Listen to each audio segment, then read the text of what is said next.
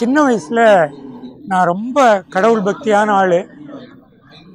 நல்ல திருநீரை எடுத்து தண்ணி குழைச்சி நெற்றி முழுவதும் பட்டை போட்டு நூல் எடுத்து 2 கோடு போட்டு ரொம்ப பக்தி பழமாக போவேன்.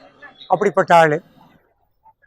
காலப்போக்கில் இவர்களுடைய விஷயம் என்ன, பகுத்தறிவன என்ன அப்படி என்பது கொஞ்சம் கொஞ்சமாக அறிமுகம் ஆக ஆரம்பிச்சது. இப்போ என்னுடைய மகன் எனக்கு கற்றுத்தரான். பெரியார் தான் இந்த காலத்துக்கு தேவை அப்படின்னு. அது என்ன அப்படின்னு பார்க்குற போது எல்லாருமே கடவுள் இல்லை உண்டு என்கிற ஒரு சின்ன வாதத்துக்குள்ள அடக்கி விஷயத்தை முடிக்கிடுறாங்க.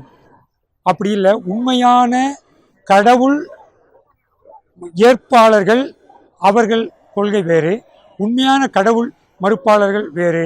இடையில் வியாபாரம் செய்பவர்கள்தான் கடவுளை வேறு ஒரு தளத்திற்கு கொண்டு சென்று வேறு விதமாக மாற்றி விடுகிறார்கள். உண்மையான ஆன்மீகவாதி யார் அப்படின்னா அவன் உண்மையான நாத்திகவாதி அப்படின்னு எழுத்தாளர் ரமேஷ் பிரேதன் அவர்கள் சொல்கிறார். ஆன்மீகவாதினா என்ன? பன்முகத்தன்மை கொண்டது. பன்முகத்தன்மை கொண்ட ஒரு மனிதனுடைய எண்ணம் என்ன? எல்லாரும் எல்லாமும் பெற வேண்டும் என்கிற எண்ணத்தின் அடிப்படையில் வருவது தான். அப்படி பார்க்க போனால் கார்ல் மார்க்ஸ் என்பவர் தான் உண்மையான ஆன்மீகவாதி. கடவுள் மறுப்பாளர் என்று சொல்லக்கூடிய பெரியார் தான் உண்மையான ஆன்மீகவாதி.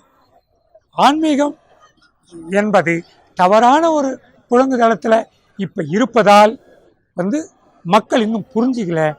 ஆனால் ஆன்மீகம் என்பது எல்லாருக்கும் எல்லாமும் கிடைக்கும் அப்படின்னு பெரியார் முதல் அம்பேத்கர் முதல் மார்க்ஸ் வரை அதுதான் சொல்கிறாங்க.